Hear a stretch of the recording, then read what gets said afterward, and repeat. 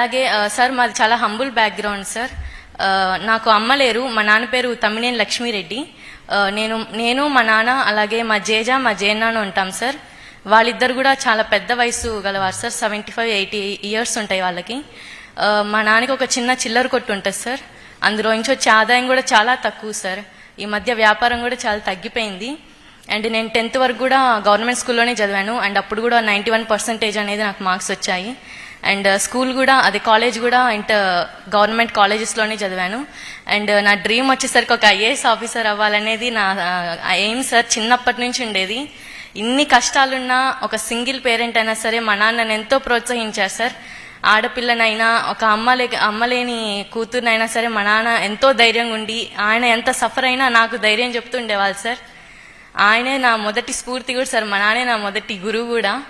మా నాన్న అంత స్ఫూర్తినిచ్చి ఈరోజు నన్ను సార్ మా నాన్న స్ఫూర్తితోనే ఈరోజు నేను ఈ స్టేజ్ వరకు రాగలిగాను. మా నాన్న ఎన్నో కష్టాలు పడ్డారు సార్. ఆ కష్టానికి నేను ఫలితంగా ఒక IAS ఆఫీసర్ అయ్యి ఈ దేశానికి సేవ చేయాలనుకుంటున్నా సార్. మా నాన్నకి ఇప్పుడు నా హయ్యర్ స్టడీస్కి ఫీజు కట్టే స్తోమత లేదు సార్. మా జేనానికి వచ్చే పెన్షన్ అవి కూడా వాళ్ళ హాస్పిటల్ బిల్స్ వాటికే సరిపోతున్నాయి సార్. మా దగ్గర మనీ లేదు. అలాగే రిలేటివ్స్ నుంచి కూడా మాకు ఎటువంటి సపోర్ట్ లేదు సార్. ఒంటరిగా మేము ఇంత దూరం వచ్చాము. ఇప్పుడు నా హయ్యర్ స్టడీస్కి నాకు ప్రభుత్వం నుంచి సహాయం ఖచ్చితంగా అవసరం సార్. దీనికి నేను మిమ్మల్ని కోరుకుంటున్నాను. అండ్ మీరు నాకు సహాయం చేస్తారని కూడా అనుకుంటున్నా సార్. నాకు IAS plus BA integrated course అనేది మీకు NTR ట్రస్ట్ అనేది మనకి గండిపేటలో ఉంది. మన ట్రస్ట్ అందులో నాకు ఒక ఫ్రీ సీట్ ఇప్పించగలిగితే నాకు చాలా సహాయంగా ఉంటుంది సార్.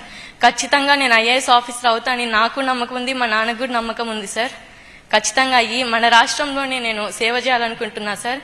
ఇప్పుడు మీలాంటి పెద్దలు వచ్చి అలాంటి పేద విద్యార్థులకు సపోర్ట్ చేసి మేము ఒక మంచి స్థాయికి ఎదిగి మేము ఇంకో 100 మందికి సపోర్ట్ చేసి ఓవరాల్గా సొసైటీని డెవలప్ చేయాలనుకుంటున్నాం సార్. అలాగే నారా చంద్రబాబు నాయుడు గారు ఉగాది రోజున P4 స్కీమ్ అనేది లాంచ్ చేశారు.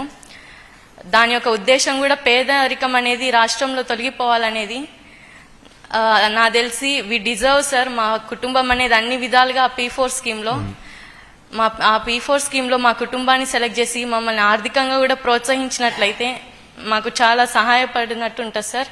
ఖచ్చితంగా P4 స్కీమ్ అనేది రానున్న రోజుల్లో ఒక మిరాకిల్ సార్. ఒక మన రాష్ట్రంలో పేదరికం అనేది తొలగిపోవడానికి ఒక టర్నింగ్ పాయింట్ అని కూడా చెప్పుకోవచ్చు.